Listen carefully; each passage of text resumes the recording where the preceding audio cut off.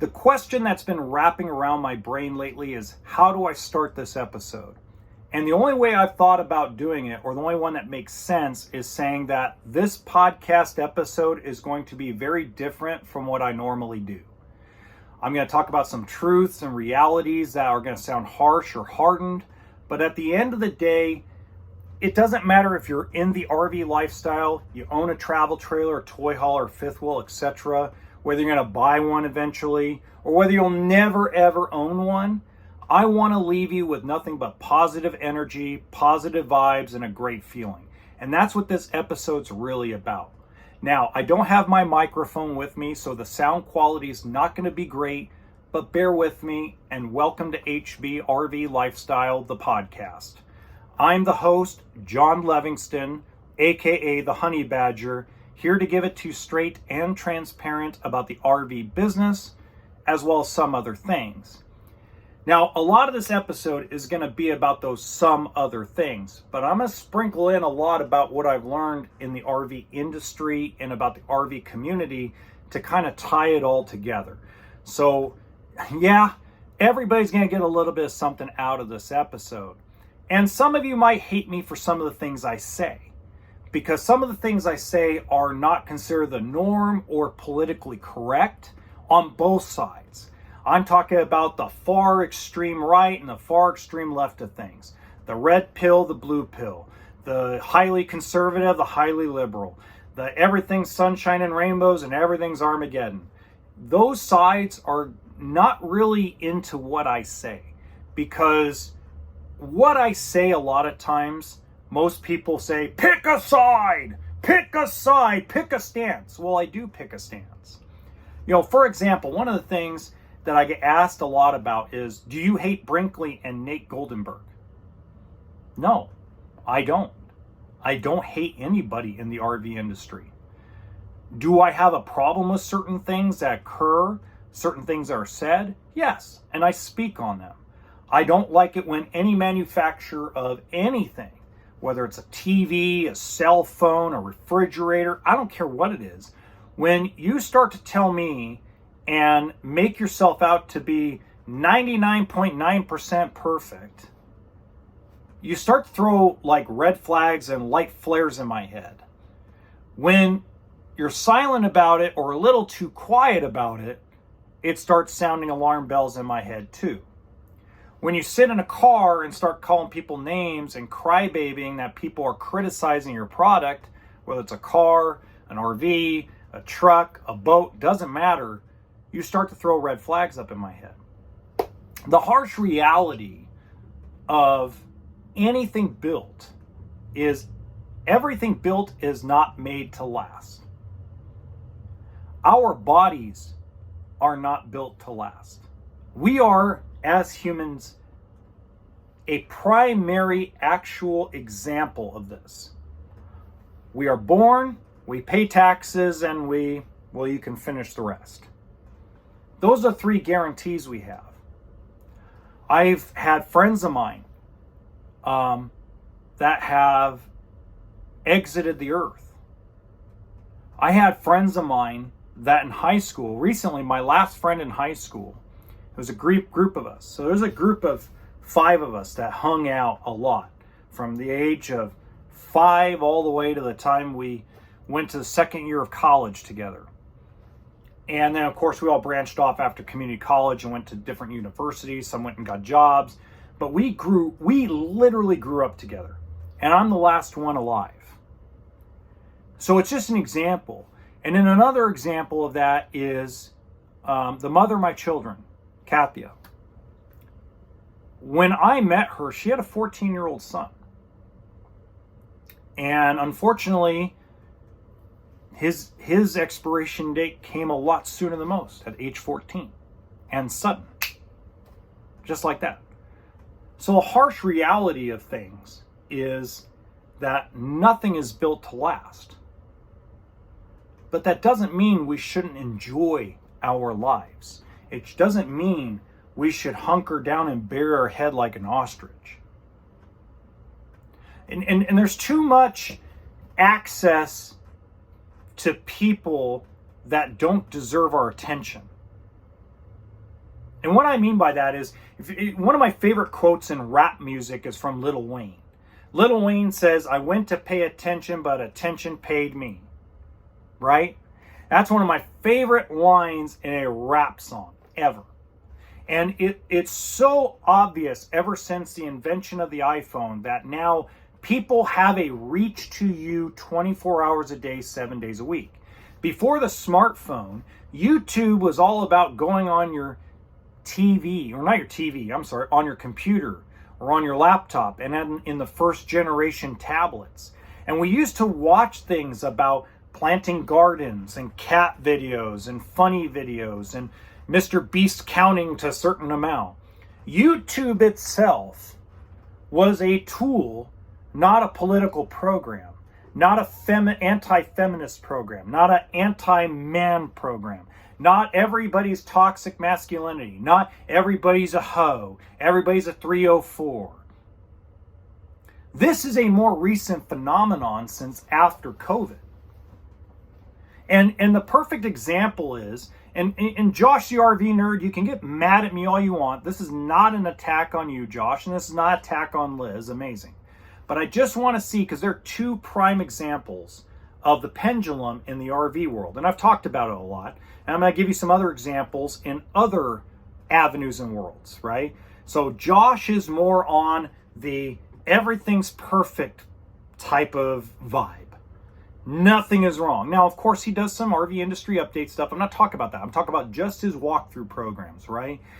You know, it's everything's perfect. Everything's wonderful. Go back before COVID, because Josh has been doing this a long time. I want to challenge everybody to go to Josh's old videos. He still has them active. They might be private or not private. They might be unlisted. Okay? But go to Josh's old videos before Bishes got involved. And go watch some of the old videos Josh did. Even the old ones he first started. They are freaking amazing. Okay? They're very highly educational. They aren't a sales pitch. They're not a let's kiss the ass of the manufacturer. But then you look at Liz's side of things, and I don't blame Liz, and I'm not mad at Liz. I wish people stop thinking that shit. But Liz has made a living off all the negativity in the RV world. Let's say 5% of the rigs are Armageddon level. That's just a number I'm spewing out in the universe. She enhances that 5% to be bigger than what it really is. And she's made a great living and a great following off it. It's very hard to find people in the middle. I have found them. But they have like 200 followers, 1,000 followers, 500 followers. And they're so good, but you guys don't find them because they don't bring in the money or the cheddar. It's the same thing with podcasts. Look at the red pill community. The red pill community takes so much advantage of men that are frustrated. You know, a lot of men are very frustrated with modern dating and modern technology and how it's really ripped apart a lot of what we are used to, and especially in the last 5 to 6 years, even just prior to COVID. It's no longer about your personality. At least that's what the internet wants to make you think. It's now about how buff you get in the gym, how much money you have in your bank account, and how much you ignore and play games and play mind games and screw around, fuck with somebody's mind. And that's what the red pill community is basically doing. They take this very small percentage of women that are getting 99% of the attention on the internet and making them out to be every woman on earth.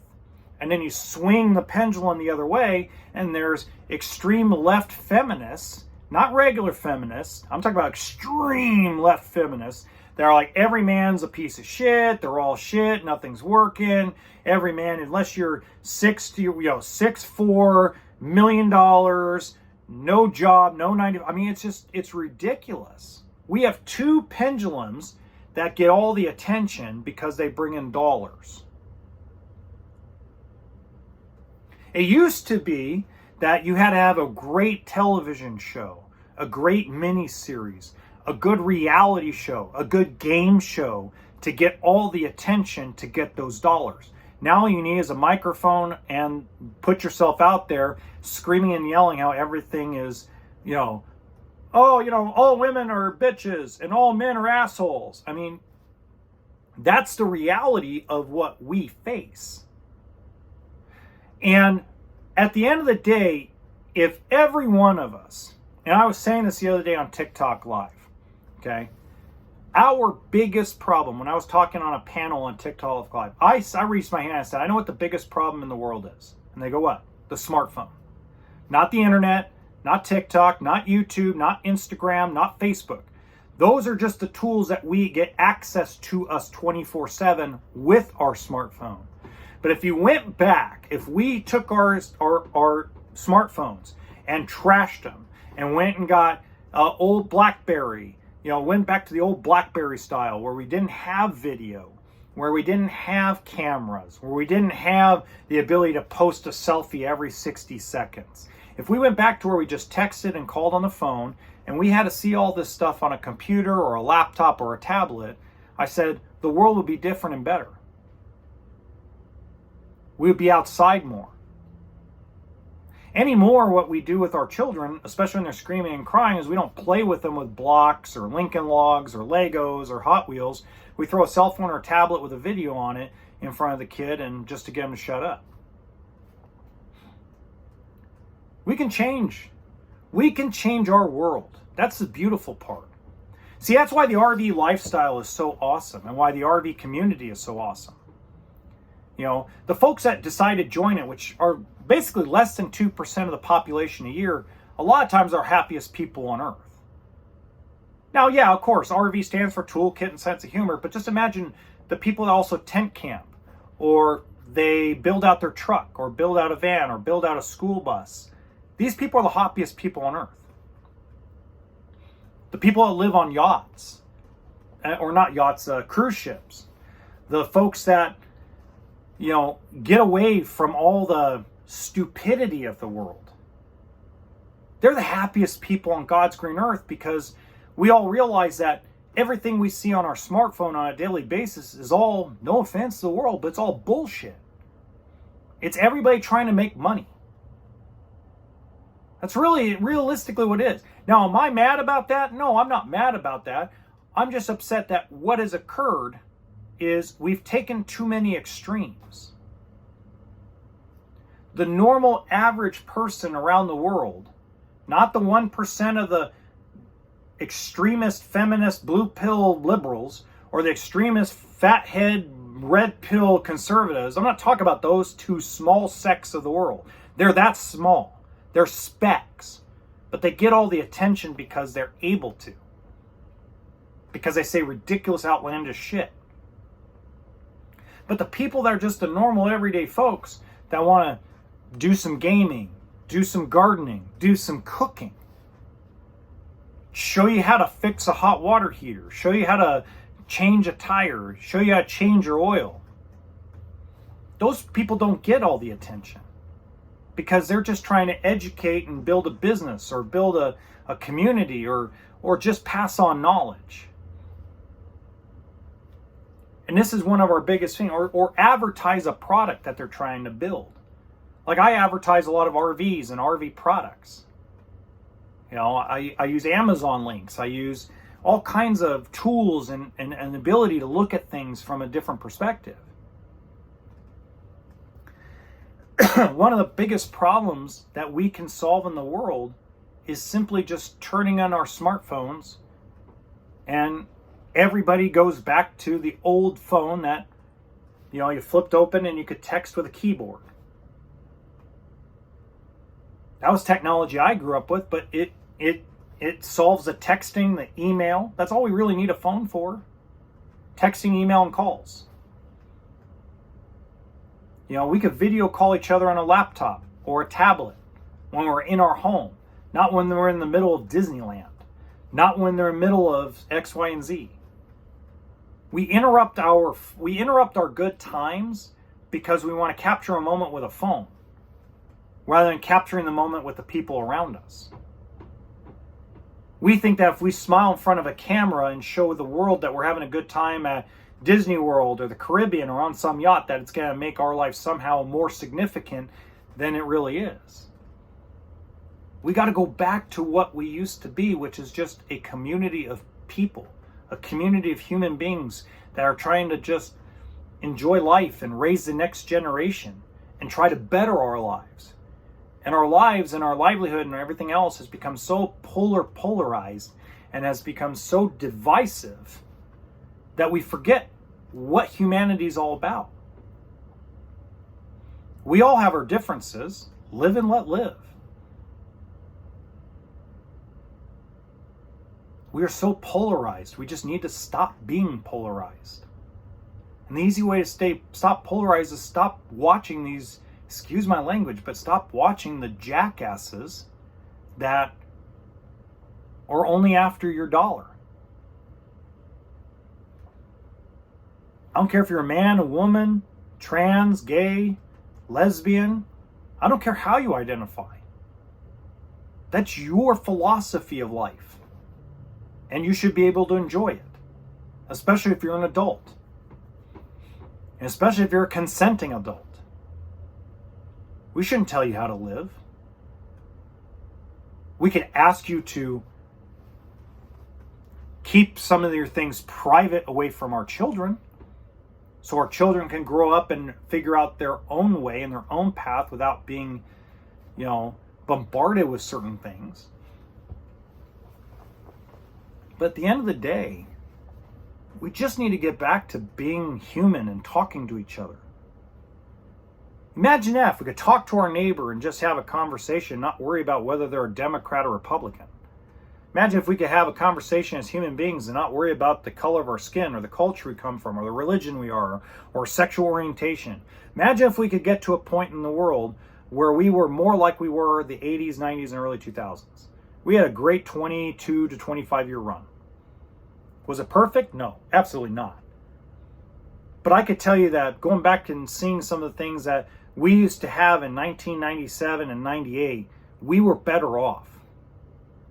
But you know what? We could be better off than we were in the late 90s and early 2000s if we just learn to turn off the idiots.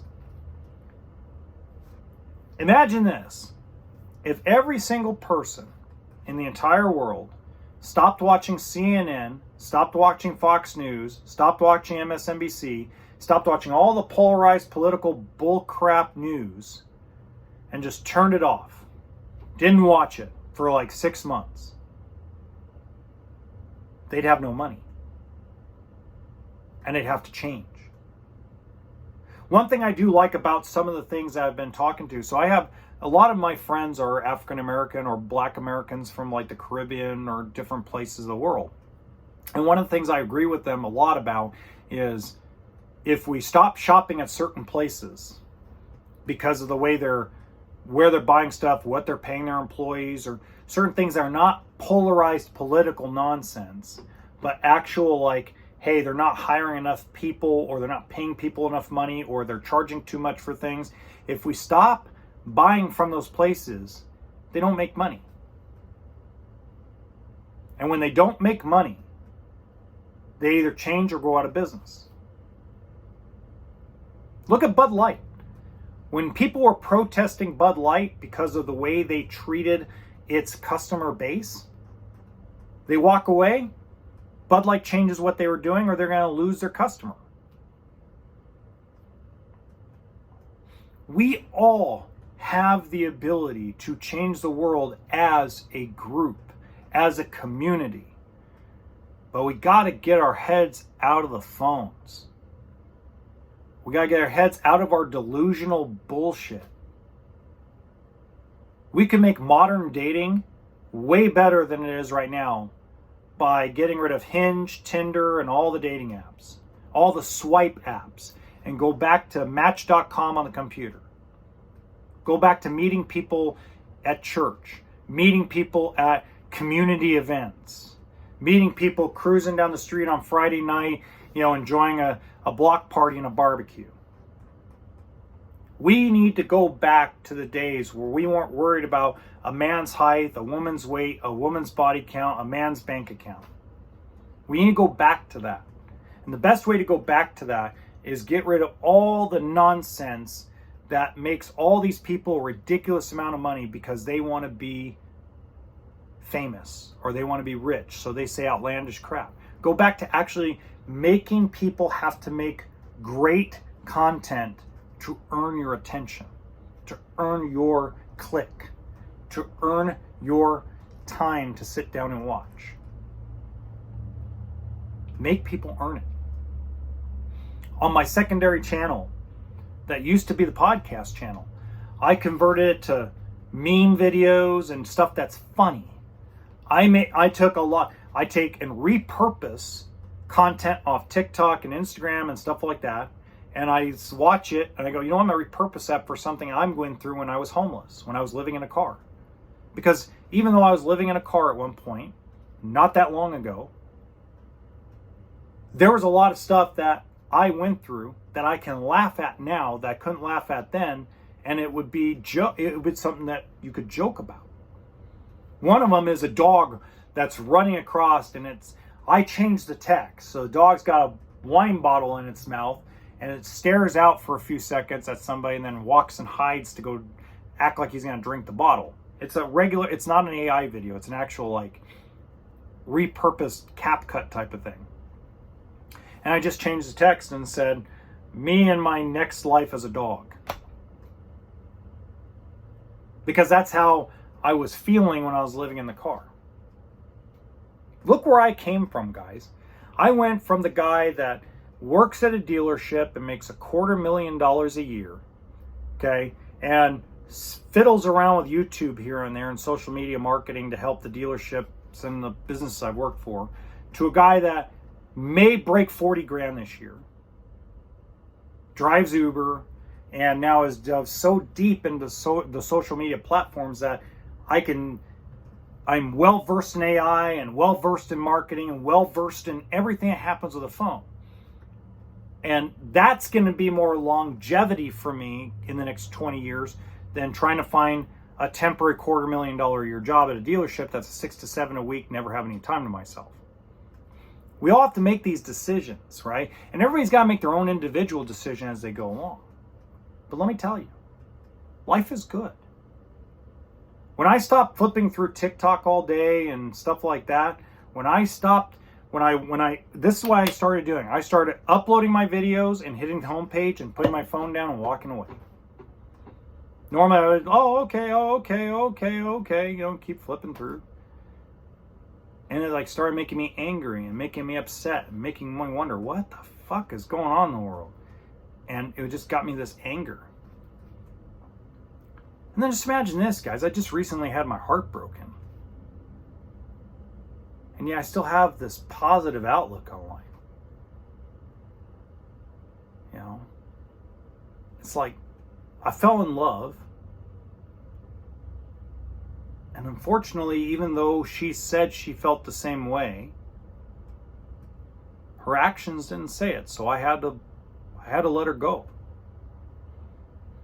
Because I was getting emotionally drained. I was pouring into an empty cup that had holes in it and just kept pouring back out. Believe me, it was a lot to give up because to me, she was the perfect woman for me. She was everything I was looking for. And we both told each other we were each other's person.